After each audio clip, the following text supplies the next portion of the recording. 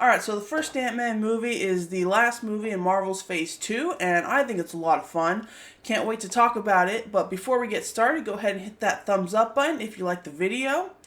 Also, subscribe to the channel for more Marvel reviews, and if you want to help support the channel and help it grow, you can check the link in the description below. You can buy me a cup of coffee.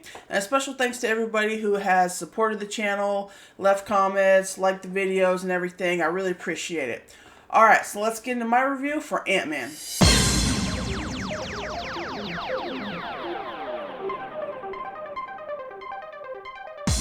So the movie opens up in 1989 in what looks like a newly built under construction version of the S.H.I.E.L.D. headquarters that we saw from Captain America the Winter Soldier. And we meet Hank Pym, and he kind of walks into the room and he's talking to Peggy Carter and Howard Stark and some other dude that shows up later in the movie.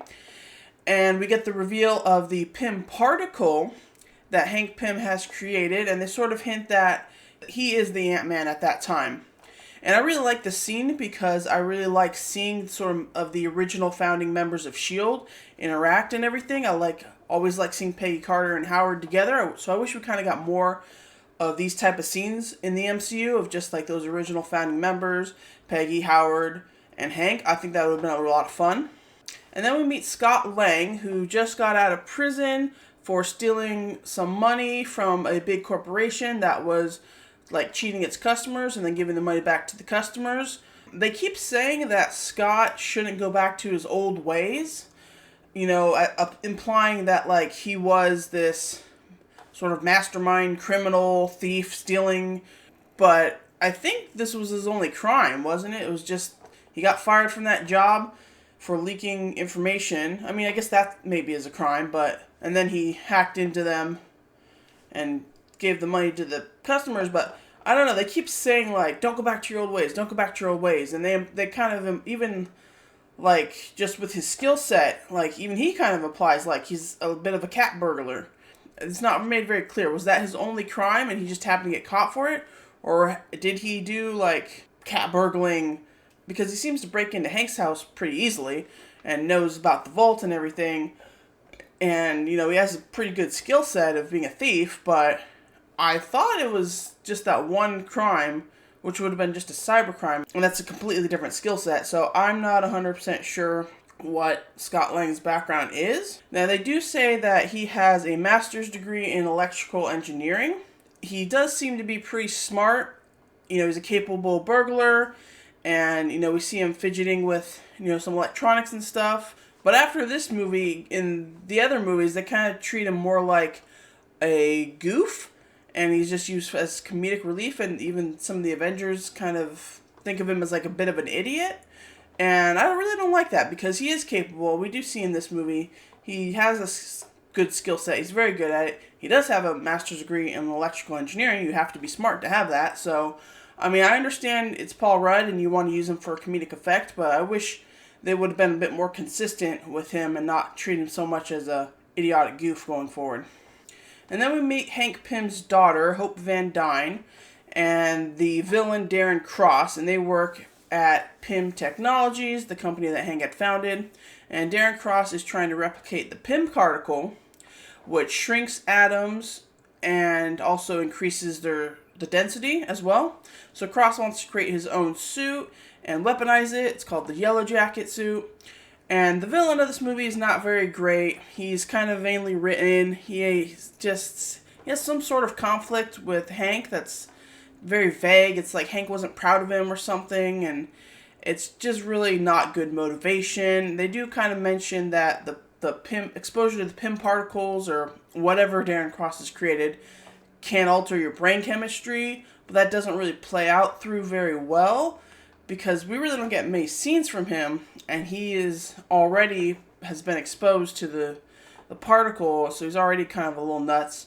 But he also has this sort of kind of hatred / needing for approval of Hank, and it's all very muddled and not very well defined. So he's not a very good villain. But I do think that the Yellow Jacket costume is pretty cool, and I kind of like the fight scene that we get at the end and how they use the Yellow Jacket. So that part is pretty cool, but the character of Darren Cross is just not a very good villain. He's very forgettable. So I love the scene where Scott tries the suit on for the first time. It's a great visual. It's a great way to get us into this world, the sort of shrink down small world. And it's a really good perspective of what it looks like for Scott and then what it looks like for us. And it's just kind of a lot of fun. And also the training montage also shows us a lot of that stuff too. And Scott's like underground and he's training with the ants, which is kind of cool, but a little bit weird because I don't like insects. But also definitely reminds me of the movie Honey, I Shrunk the Kids, because he's like underground and he's like working with the ants and stuff. And so I think the movie does a really good job at showing the small world perspective and it being really kind of dramatic, and then cutting to the real world's perspective and it's just normal life. And so I think that's a lot of fun. It adds a really cool sort of visual style to the film.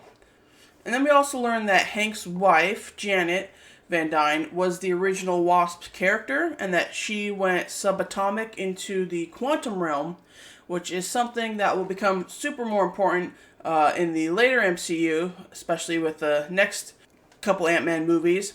But here it's just a vague mention until the end where Scott does go subatomic. But we will learn more about the quantum realm in the sequel movies. But here it's just kind of something to sort of plant a seed in our heads, and they don't really explain too much about it. The one thing that I do enjoy about this movie is that it's a heist film. I really like that element of planning and executing. Like we have the mini heist in the beginning where Scott breaks into Hank's house, and then we have the big plan. And I just like heist movies. I just like, Ocean's 11 type stuff. And so I really think that's a lot of fun. And in order to pull off the heist, Scott has to go steal something. So Scott ends up fighting the Falcon because Hank thought that Howard Stark's old abandoned warehouse in upstate New York was abandoned. But it is actually the new base for the Avengers that we saw at the end of Age of Ultron. So that's kind of a fun little reveal. And I do like the fight between Ant-Man and Falcon because they have two completely different power sets.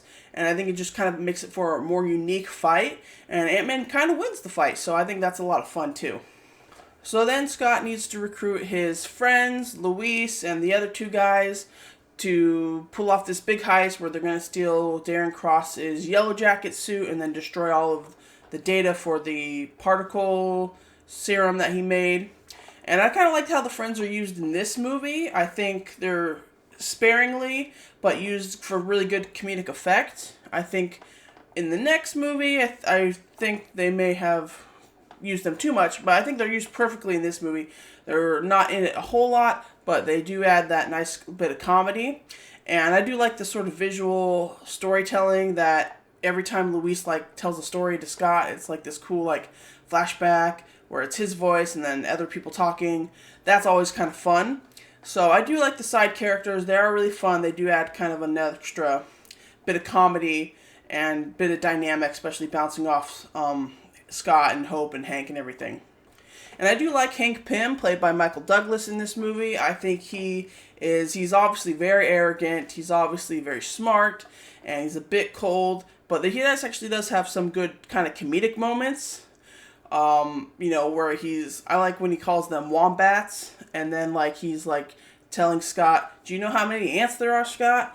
He does have a good few sort of comedic moments, and just kind of being the kind of old, kind of stern, man. But I think it works with the characters of Scott and Hope. And Hope is kind of an okay character. She doesn't really kind of do much other than complain to her dad about how she wants to be the Ant-Man, but I still think she has a good relationship with Scott and everything. And then, of course, the one thing I do like about this movie is the exploration of the dynamic between the relationships of fathers and daughters, of course, with Hank and Hope, and then with Scott and his daughter, Cassie. I think that's really adds a good element. It adds a lot of heart to the film, and I really do like that scene where Hank tells Hope what really happened to her mom. That's a really good moment. And of course, Scott's motivation for everything he's doing is he just wants to be able to see his daughter again. And so I really like that kind of element that they brought into it. Really kind of grounds the film a little bit more. Overall, while the villain is not very good, I really do enjoy the Ant-Man movie. I think it's fun. I think it's funny. I really like the visuals used with the small world perspective. I like the heist element; it's a lot of fun. So I think this is actually one of the better MCU films. It's very rewatchable. I think Paul Rudd is great in the lead role as Scott Lang, and I always love Paul Rudd. So I think it just has a lot of fun, and it does have that sort of grounded heart element, and then mixed in with that sort of heist stuff. I think it just makes it for a really good film. So that's it. That's my review of the first Ant-Man movie. I think it's really good. Let me know what you guys think in the comments below. Thank you all for watching, and until next time, Baskin Robbins always finds out. Bye.